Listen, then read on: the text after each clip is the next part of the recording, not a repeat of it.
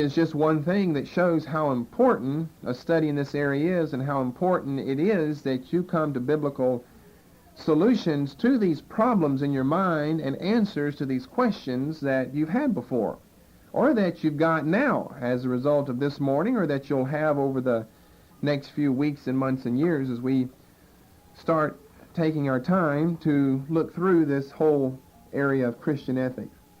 How many times we're talking about these different things and questions that have been raised about them. How many times in the past have you really wished that you had an honest answer to someone who posed to you an honest question about a matter? How many times do you, in thinking back, do you wish that you had an answer? At that time, you wish that you had an answer. How many times have you done something in the past yourself and then afterwards thought about it and thought, I really don't know whether what I did was right or wrong. I really don't know. And I wish I did know. On what basis do you look at other people and their actions and either accuse or excuse them? And what basis do you look at other people, the actions as they perform? On what basis? You say, well, that's wrong to do. Well, why? Oh, that's right to do. Well, why? Have you done otherwise in your life? What is allowed whenever someone asks you questions about the validity of the Lord's Day and work or actions that can or that cannot be done on Sunday? How many times have you wished you had the answer to that question for someone else or for yourself? Listen to the following scenario of a day's events and see how well you could have handled it all. And it can apply to males or females or children. I just wrote some things down from when you get up to when you go to bed. And it might in some cases apply more to the man than the female, but you can put yourself in that place. The alarm rings promptly at 7 a.m. You have to listen to all the details. The alarm rings promptly at 7 a.m. on a Saturday morning after a good night's sleep, and you debate whether to turn it off or just roll over. You see that from the time you wake up in the morning, you're confronted with a whole host of questions until you go to bed that night. And here's the first one. You're confronted with a question. And you'd be surprised how much the Bible covers of things and the principles. It doesn't talk about alarm clocks. Don't misunderstand me. The principles that it sets forth that you are to have working your life to the extent that every decision, every action that is made or done in your life is based upon one of those, is based upon a principle. Your whole life is guided by the principle that is set forth in the Word of God for you as a Christian. So the alarm rings. 7 a.m. Saturday morning. Saturday morning. You know if it rang at 7 a.m. on Friday morning, you got to get up. You can't turn it off and roll back over. You got to go to work. And you already had a good night's sleep. You get downstairs, you've got the choice of either cake or cookies or fruit and cereal for breakfast that morning. You just gotten out of bed, and now you're confronted with another question. About this time, your neighbor knocks on the door asking if you have the $50 that you owe him. And you know that you've only got 55 with you right now. And without remembering that you owed him 50, you already promised your wife dinner out that night. Well, you can do some quick subtracting and find all you've got is 5 to spend. So I wouldn't call that dinner out anywhere. And besides that, all this is on Saturday. Besides that, on Monday, you're going to receive a $3,000 payment from a job that you did. And can't you just inform the neighbor that you'll pay him double what you owe him come first thing Monday morning? You've heard from people at work that the long-awaited baseball, basketball, football, golf, tennis, whatever your game is on TV at noon, and your lawn needs to be mowed. That afternoon, there's another knock on the door. You're greeted by a distraught couple whose car broke down right in front of your home. And while deciding if you should help them, you learn from the conversation that they are Mormons. So immediately your silent and private reaction is no.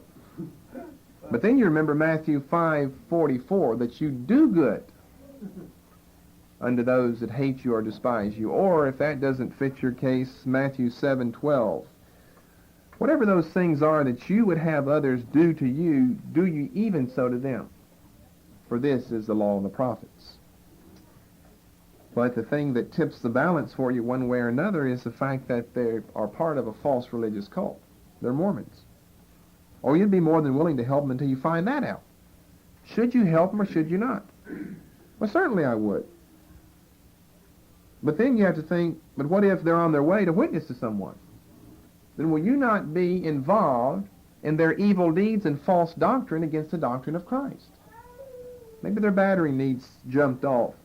You meet them out on a snowy road one night, and they're on the way to the hall, the Kingdom Hall.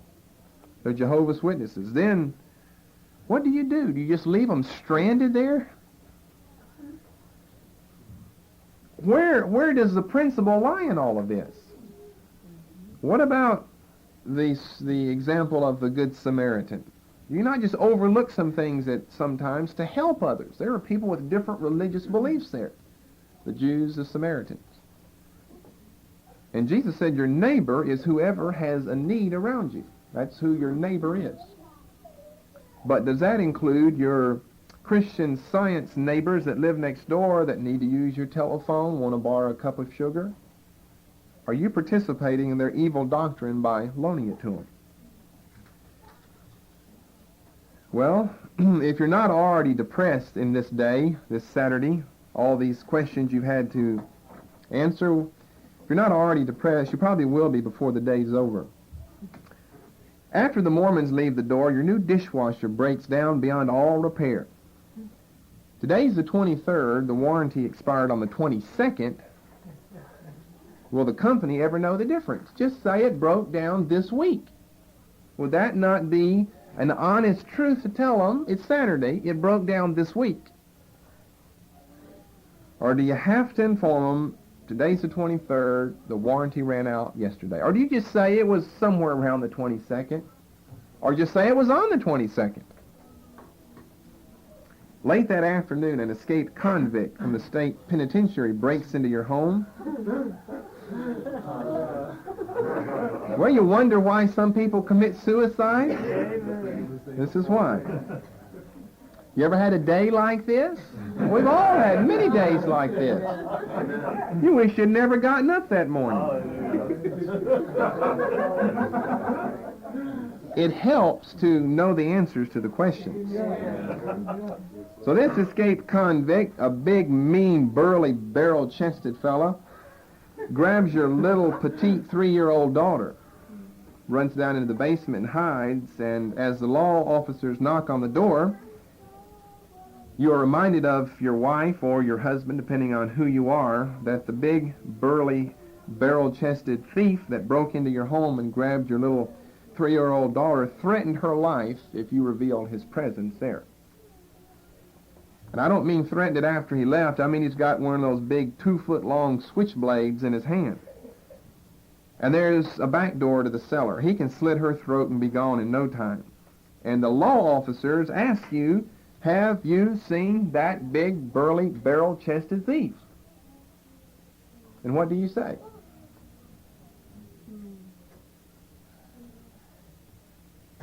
You see, when you raise these questions, you have to go back to things like Jesus, and I think that's over in Matthew 12, where they're going through the grain field.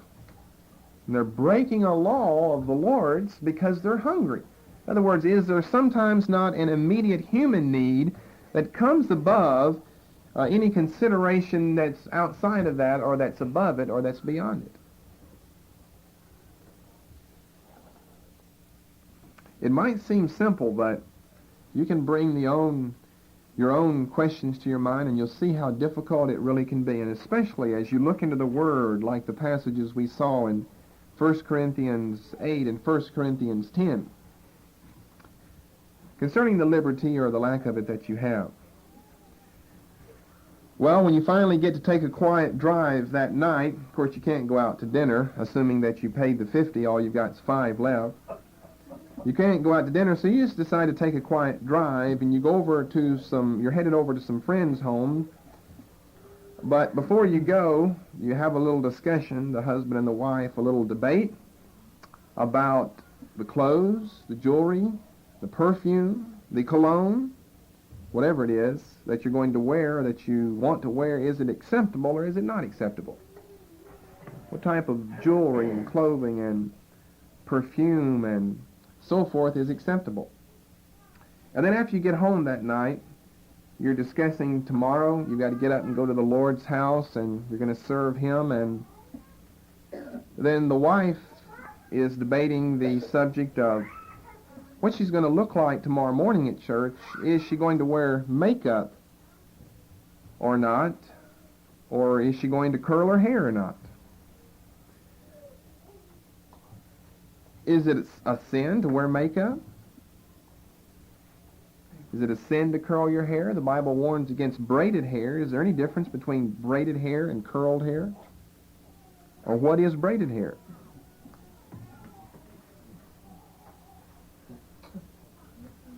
And then finally, just before you go to sleep, you're making plans for Sunday afternoon after church. What type of plans do you make? What do you do on a Sunday afternoon? Are you allowed, is Sunday visitation day to have all the relatives over, maybe they're Christian relatives, and sit around and eat a big dinner and talk and maybe play some backyard volleyball? Or maybe go do a little fishing. Just don't look at the eye of that fish once you catch them. Or take a drive in the country, or study all day. If you're really getting into the tapes and the books, can you really be resting on the Lord's day when it takes so much thought to be thinking about all of these things?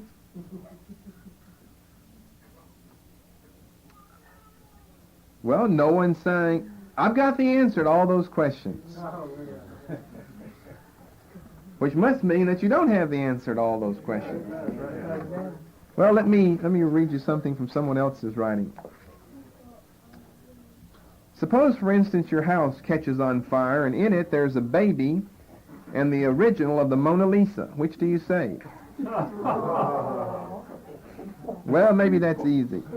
So think of this one. Suppose in the burning house there's your aged father, an old man with the days of his usefulness just about gone, and a doctor who's discovered a cure for one of the world's great killer diseases and who still carries the formula only in his head. And you can only save one. Whom do you save? All right, you think you know that one. What about this one? This is part of a true story. On the Wilderness Trail, Daniel Boone's trail westward through the Cumberland Gap to Kentucky, many families in the travel caravans lost their lives to Indians. A Scottish woman had a baby at the breast. The baby was ill and crying, and the baby's crying was betraying her other 3 children and the rest of the party. The party clearly could not remain hidden if the baby continued crying. Their position would be given away. So the mother chose to cling to the baby. The baby's cries led the Indians to their position. The party was discovered and all massacred. On another occasion, there was a Negro woman in one of Boone's parties. Her baby, too, was crying and threatening to betray her other children, herself, and the entire party. She strangled the baby with her own 2 hands to stop its crying, and the whole party escaped. What action was out of love, and what action was scriptural? When you're in a situation like that, where to save one child is to kill all, to kill one is to save all. Well, life is not a game, friends. Life is not a game. Life is the most difficult thing you'll ever engage in. There's no one out there alive today exempted from it. There's no easy way through it. Even for a Christian, there's no way around it. Amen. It's no wonder that over in Job, chapter 10, and verse 18, that he had this to say.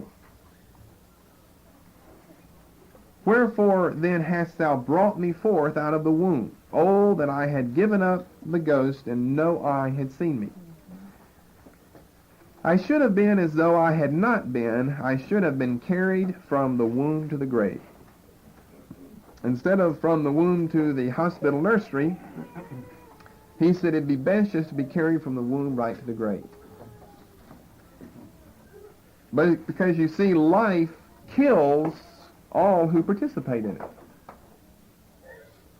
Only way you escape that is just don't ever become a live, viable human being, and then you can never die. Life kills everyone who participates in it. It's not a game. Some people go through it better than others, some worse than others, but regardless of who you are, it's the most difficult thing you'll ever encounter is life itself. And oh, how we need to be prepared to go through life. It's not easy, regardless of who you are. Life is not something easy to go through, and there are no ways around it for a Christian. What makes it so hard? Well, I think we've been setting that forth this morning. It's the untold millions of decisions that a person makes between when they're born and the general age of 70, whenever they die. What makes life so hard? Life would not be hard if there weren't decisions in life. What makes life so hard are the untold multitude of decisions that you have to make. And even if you're so rich you almost own the whole world, you've still got to decide, is it going to be grapes with palm trees that I have for lunch today or caviar? I've still got to make a decision. You can own everything, and you still have to make a decision, well, what am I going to use today? You can have 500 different outfits. You still got to decide which one to put on that morning. You can't wear all 500 of them. So the rich aren't exempt, the poor are not excluded. All people, Christians, non-Christians alike, are involved in not the game of life, but the reality of life. And what makes it so difficult are the untold multitude of decisions that you have to make before you die. It's fairly easy to go through a day as long as you know the answer to all of the decisions that you have to make, and as long as you have the power to fulfill those decisions. Then you just go right on through the day. So the great question of all of life and of people everywhere, regardless of who they are, regardless of what religion they are part of, the great question of life is the following, and this is the question that all of what we're going to be saying in Christian ethics will revolve around: what is right and what is wrong? What is right and what is wrong? And we're not talking about theological beliefs. We're talking about your ethics, your custom, your habits, the norm, the standard, what you practice in your life. It doesn't matter if you are a cannibal in the depths of South America, who to our view would have very little morals and ethics about him. He's still got to decide who he's going to eat that day. Is it going to be his granddaughter or his wife? He's still confronted with decisions. What's right and what's wrong? Maybe to some, in the eyes of some people, there are other people who don't have anything that would be wrong to them in life. Well, certainly they wouldn't slash their own wrists. That'd be wrong to them. Everyone has something that they would count wrong. Now, there are a lot of people who have a lot more things they would count wrong than others. And people say, well, if you were the greatest despot in the world, there'd be nothing wrong. You would count everything right. No, you probably wouldn't. You probably wouldn't eat your own child. You probably wouldn't kill your own wife. You probably wouldn't take your own life. You probably wouldn't torture your own self. Well, there are a lot of things that you would consider wrong to be done, that you would avoid. Now, the question is not what should be done and what shouldn't be done, but the question is simply what is right and what is wrong. Because when you ask what is right, then it implies a knowledge and an understanding and a comprehension of the basis of one's actions. If all a person asks is, what should I do, then generally what that manifests is a desire to have a little list of laws and of do's and don'ts. Whenever I've had people come before and say, what should I do or what shouldn't I do, what they need to be saying is, what is right and what is wrong? I want to know in principle what is right and what is wrong. And yet a whole lot of people, and this, we're warning you here in advance, this is not the purpose of ethics, to tell you what you can do and what you can't do, in other words. That's what we're saying. We're not going to tell you what you can do and what you can't do. We're going to tell you what is right and what is wrong. And there's a big difference between asking those two questions, what can I do, what can I do, and what is right and what is wrong. Because say, to ask what can I do or what can I do, as I said, implies that you don't desire an understanding or a comprehension of the reason for your being allowed or disallowed that deed, but you just want a list of things that you can do or that you can't do. Or if it's not a list, you just want someone to give you an answer, or one-word answer, yea or nay, when they say, can I do this or can I not do it? Rather than understand some of the reasons and principles and bases for that. So it would be good, and I'm just laboring the point because you want to get it down here in the very first message, that we're not going to be setting forth laws on what you can do and what you can't do. If you know what's right and what's wrong, then you've got the answer to the question, what can I do and what can I do? But if you just know the answers to what can I do and what can I do, that does not mean you've got the answer to the question, what is right and what is wrong, because you can't explain anything. All you can say is, I cannot do this. I just can't do it. Why? I really don't know. So don't come with the mentality that I'm going to listen. I'm going to find out. Can I wear makeup or can't I wear makeup? That's not what we're going to be talking about. Oh, that will be answered, but it'll be answered in what is right and what is wrong. Because that's what ethics deals with. It's not a system of laws. I'm telling you what you can and can't do.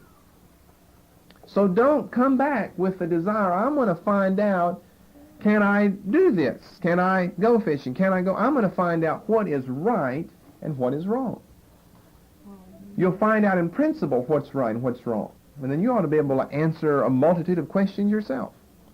But it would do you no service at all just to give you a list of what you can and can't do, because there'd always be things that are not covered on the list, that we didn't think of, that you didn't think of. But there's nothing that's going to be exempt from the great question and the principles behind it of what is right and what is wrong. And you see, not only are we involved in this, I said it's a great question of life. Hitler had to ask himself what is right and what is wrong. Now, he might have gotten incorrect answers to his question, but that was still the question of his life. What is right and what is wrong? He thought it was right to kill the Jews, or he wouldn't have done it, obviously. But you see, it wasn't his thought about the Jews, it was a principle that he was following of the superiority of the Aryan race. And so then, who can I kill and who can I kill? You just fit them under that category of either being Aryan or non-Aryan. And the same is true with the greatest leader or the smallest pauper in the world. He still has questions, both of them, on what's right and what's wrong. So, Christian ethics will teach you to apply your doctrine to your deeds. It will teach you to apply your convictions to your conduct. And it will teach you how to apply your beliefs to your behavior. In other words, it will show you how to walk what you talk, which is a good way to sum it all up. It's not so much doctrine, convictions, beliefs that you need to know that we'll be dealing with. It's deeds and conduct and behavior. Because you can have the doctrine that we opened up with looking at over there in Matthew 22, either one of those two questions. You can have the doctrine of, well, the greatest commandment is to love the Lord my God with all my heart and soul and mind and strength. And the second that's like unto it is to love my neighbor as myself. That's your doctrine. But how do you go about implementing that? To love my neighbor as myself. Let's go back to the example with the Mormon in the broke car. Now, how do you apply your doctrine to your deeds? It's fine to have the doctrine. But there's nothing as bad as having a head full of knowledge and not knowing what to do with it. Say, I know what my doctrine is. I love my neighbor as myself. But how do you go about implementing that? So don't come to these studies. I don't know that they'll always be held on this day. As time goes along, it may need to be changed. But anyway, whenever it is, don't come just out of curiosity over some of these interesting things that we have covered. Don't come sitting on the edge of the seat. Oh, it's fine to sit on the edge of the seat, but listen to the rest of the sentence. Don't come sitting on the edge of your seat just waiting till I get to that question about real estate. Well, the only reason I'm here is to hear what the answer is about, can I be involved in investments or not and still be a Christian? Because whenever we get to that, then some type of answer will be given and you'll say, there's my answer. But you'll have no way of applying that in your life or to anyone else because you will have just tuned out all that had been said in preparation in leading up to that. So there are a lot of things that we're going to be saying in leading up to these questions before we ever get to them. I said don't earlier be disappointed 2 months, 6 months, a year from now when we haven't gotten to your question yet. It should be a process of answering what is right and what is wrong. You listen to that. It should be a process beginning this morning. I'm not saying that you'll have the total answer until we get there, but you should be on your way to already answering the question before we get there as we study ethics as a whole system, as we study ethics in the Christian sphere and ethics that have been held by others.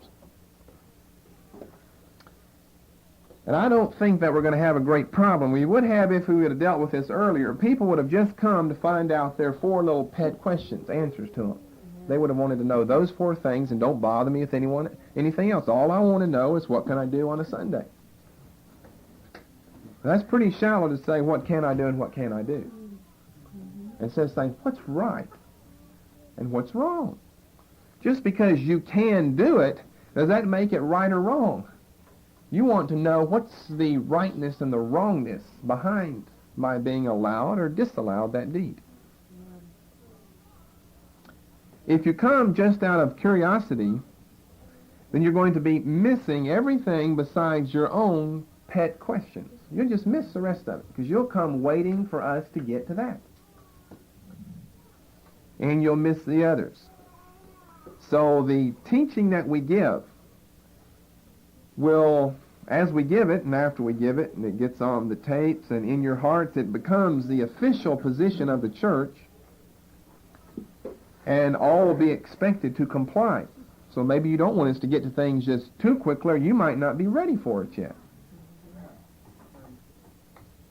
Some people could be just so curious they want us to hurry up and get there, and yet if we got there last year or something, they just might not be ready in their life spiritually to handle the rightness and the wrongness of that deed or thought of theirs.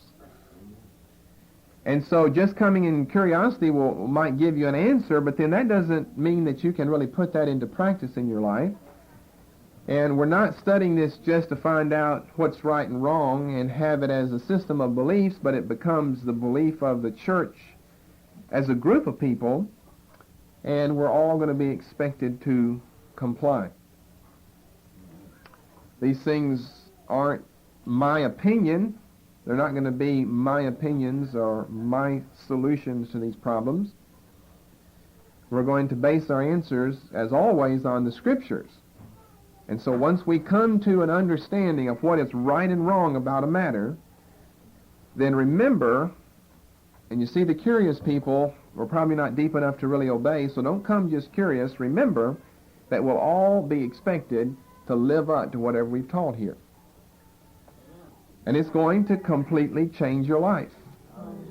The way you think about things, what you do in your life, what you do during the day. You saw, you heard the series of notations that we gave of different subjects that one could raise a question of rightness or wrongness about. And it includes so many, many different things. And you'll have to be able to answer them. You see, a lot of what Paul is dealing with over there in 1 Corinthians. Some of it's doctrine, but a lot of what he's dealing with is just practical Christianity. How do we apply our doctrine to our deeds and our beliefs to our behavior and our convictions to our conduct so that we can really walk what we talk? You see, going back to the love example, you can say, well, as Paul said, the greatest thing is love. But then how do you walk in love? When is it love? Is it love when you don't tell your brother the truth? Is it love when you pass up the opportunity to admonish or to rebuke? Is that love? Or is it necessarily love when you take the opportunity to admonish or to rebuke or to point out a suggestion or an idea or a concept to your brother that may be lacking in his mind? Now, the Old Testament was concerned with this. Many things they were required to do, and there were some rights and wrongs behind it. But remember that in much of the Old Testament, what they were given were a concrete system of laws, that things that could be done and things that couldn't be done. And this is where Christianity differs from the Jewish faith of the Old Testament. Because as I said, if you go by can and should and can't and shouldn't, then you're missing the rightness and the wrongness and the depth behind what's being said. So hopefully that warning will be enough that you'll come wanting to know what's right and what's wrong, and not just for personal satisfaction on what can I do this week and what can I not do. And remember that as we cover these things and as we pass by them, then they become the position of the church and we'll all be expected to live by them. So I trust that we'll get to the things just at the right time so that you'll be ready to live what you hear, to do what you believe, to put into practice the convictions that you have in your mind.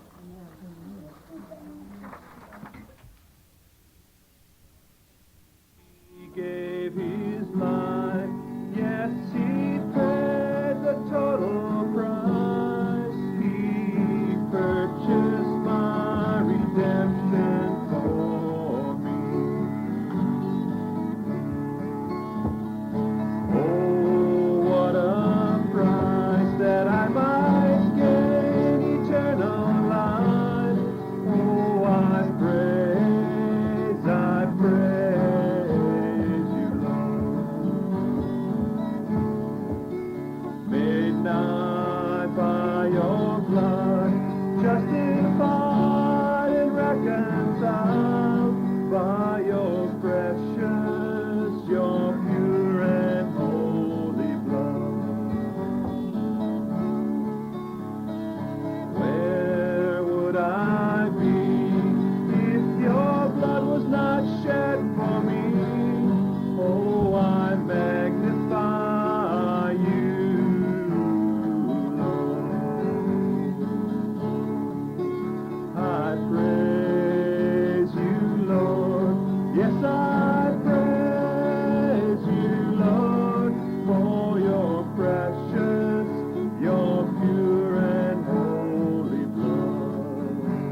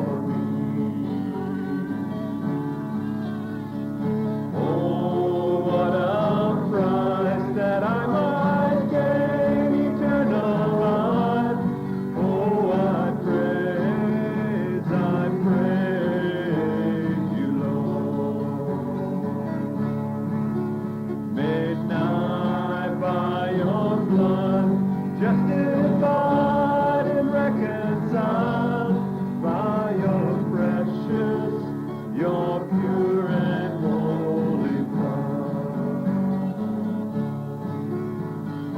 Where would I be if your blood was not shed for me? Oh, I magnify you, Lord. Praise you, Lord. Yes, I praise you, Lord, for your precious, your pure and holy blood. I praise you, Lord. Yes, I praise you, Lord, for your precious, your pure and holy blood.